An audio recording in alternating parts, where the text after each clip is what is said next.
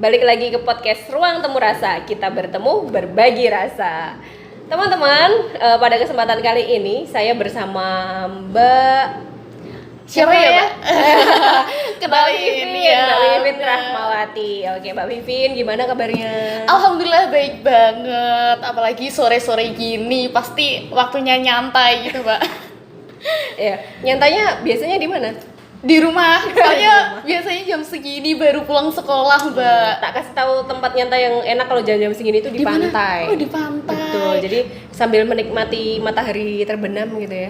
Tapi butuh temen itu Oh, kayaknya. Udah punya pacar? Belum. Oh, belum. Ya, memilih untuk belum pacaran dulu ya. Ya. Kok jadi ke sana sih ya?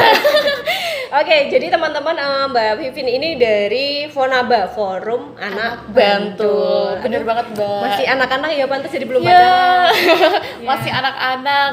Kalau di Forum Anak Bantul itu batas usianya 18 tahun. Betul. Jadi sebelum 18 tahun kurang sehari itu masih dikatakan anak, Mbak. Seneng ya? Senang, happy terus Iya, gitu. iya. Tebak, Mbak, usiaku berapa? Berapa ya? Berapa? 15? Lebih dikit. Oh, lebih dikit. 16? Ya, benar. Ya, 16 tahun. Ya masih anak, masih youth gitu ya. Ya, Iya. selain kategori anak, Vivin juga masuk kategori Remaja. remaja, betul. Udah mengalami puber? Ya, sudah. Gimana rasanya mengalami Ya, masa pubertas? ada perbedaannya gitu, Oh, Mbak. iya. Kalau dulu waktu kanak-kanak nggak tahu ini apa, seiring bertambahnya waktu, jadi kita tahu, oh ini waktunya aku udah gini, terus emosionalnya juga bertambah gitu. Mm-mm. Vivin ingat nggak waktu pertama kali menstruasi dulu di usia berapa? Dulu tuh sekitar kelas 6 SD, 12 tahunan lah.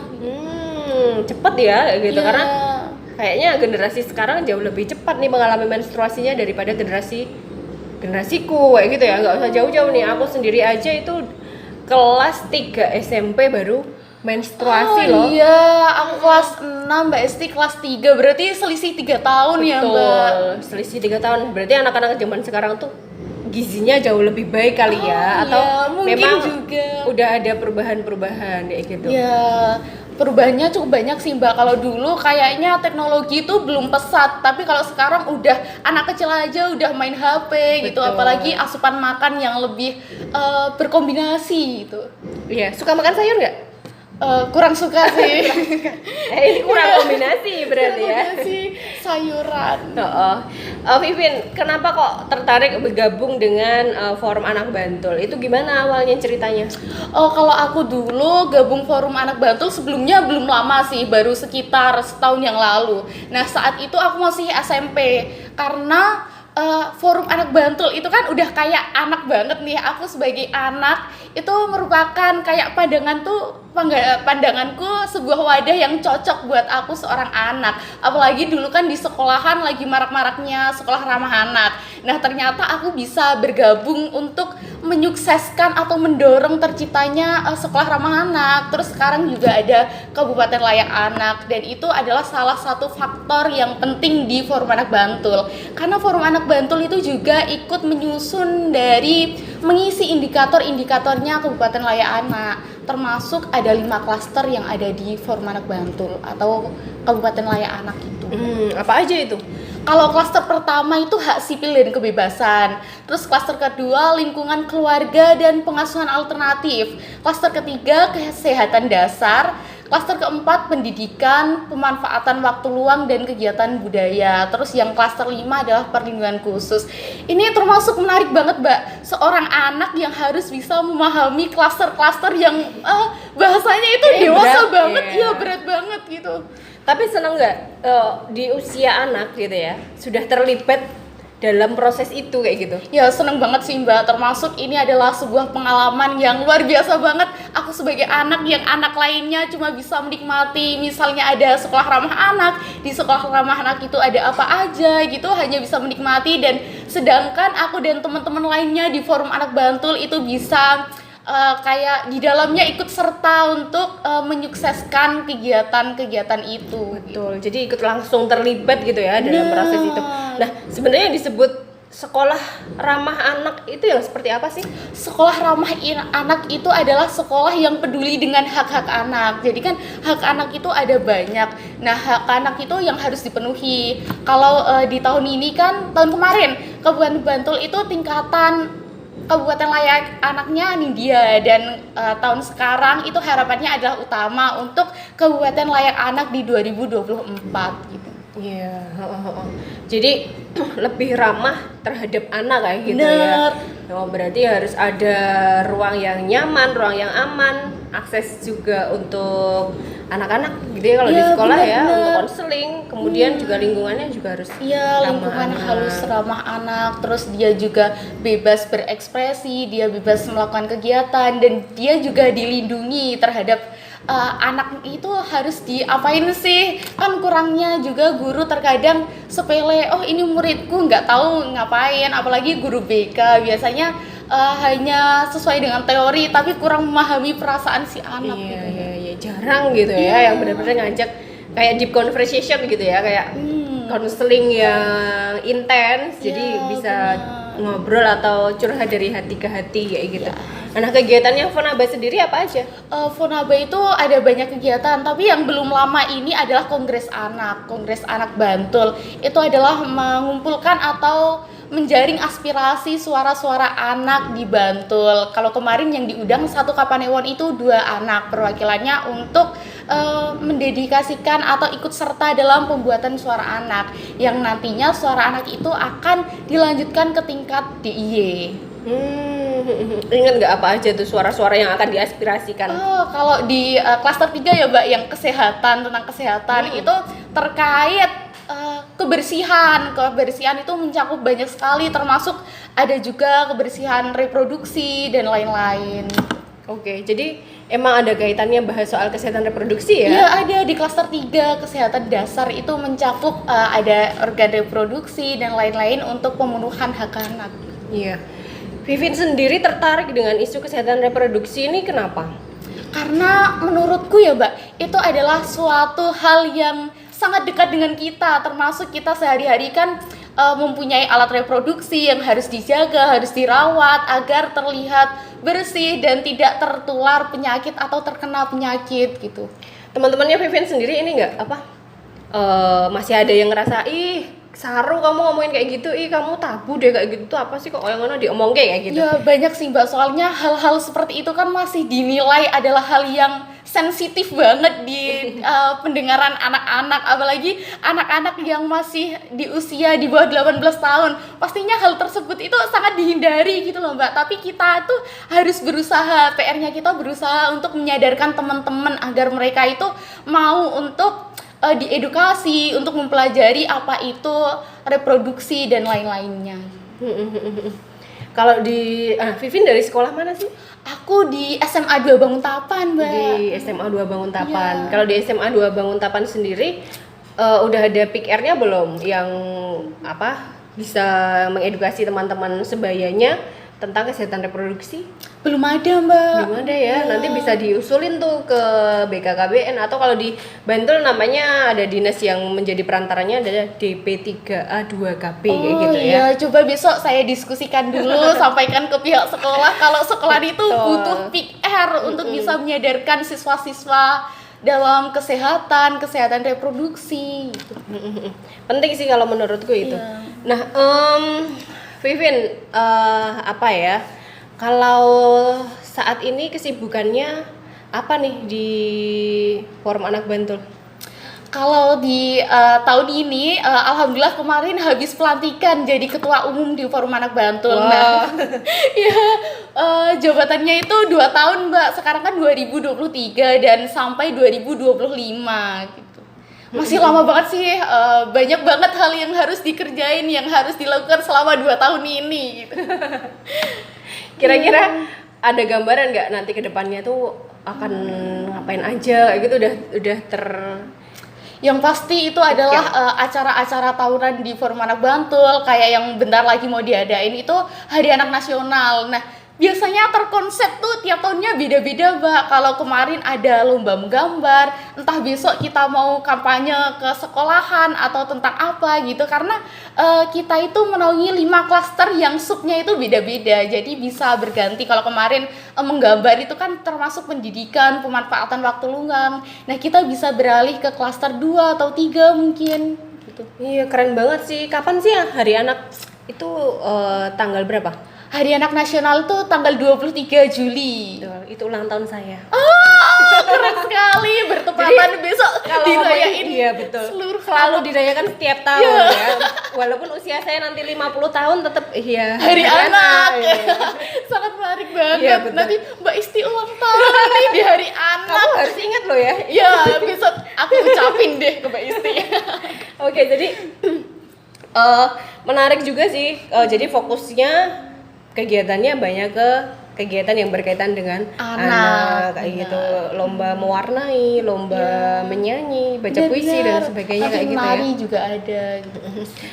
Udah ada belum, nanti mungkin aku bisa kasih masukan nih, kamu bisa kasih bisa kasih apa ya, ide ke teman-teman yang lain. Mungkin isu soal kesehatan reproduksi bisa juga masuk loh di isu soal anak. Iya, benar banget Mbak. Itu kaitannya dengan klaster 3 tadi yang kesehatan dasar dan kesejahteraan.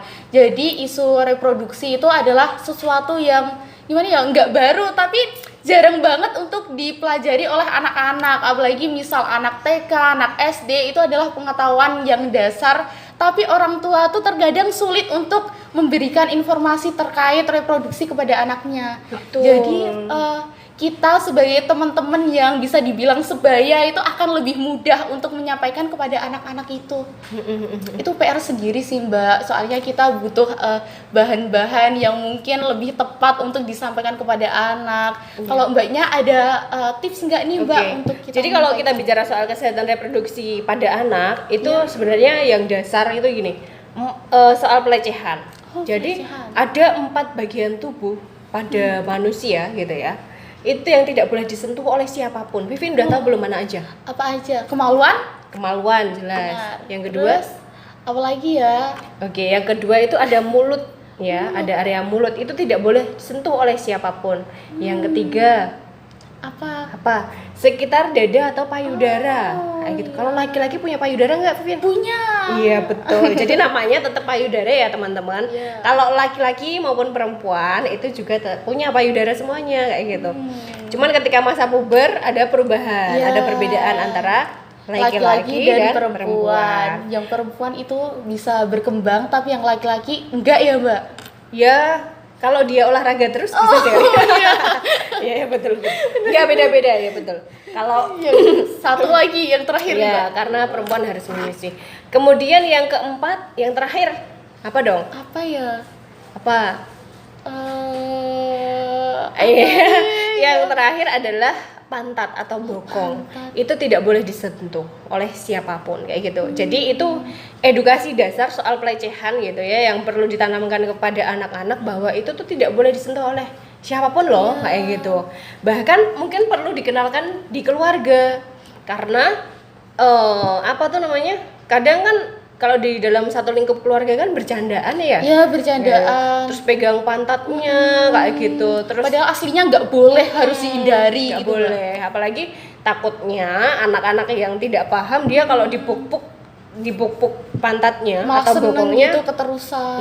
jangan sampai keterusan. Ya itu jadi memang ada batasan-batasan yang tidak boleh gitu. Iya. Kemudian juga anak-anak itu udah harus tahu soal apa ya, rasa malu kayak gitu ya.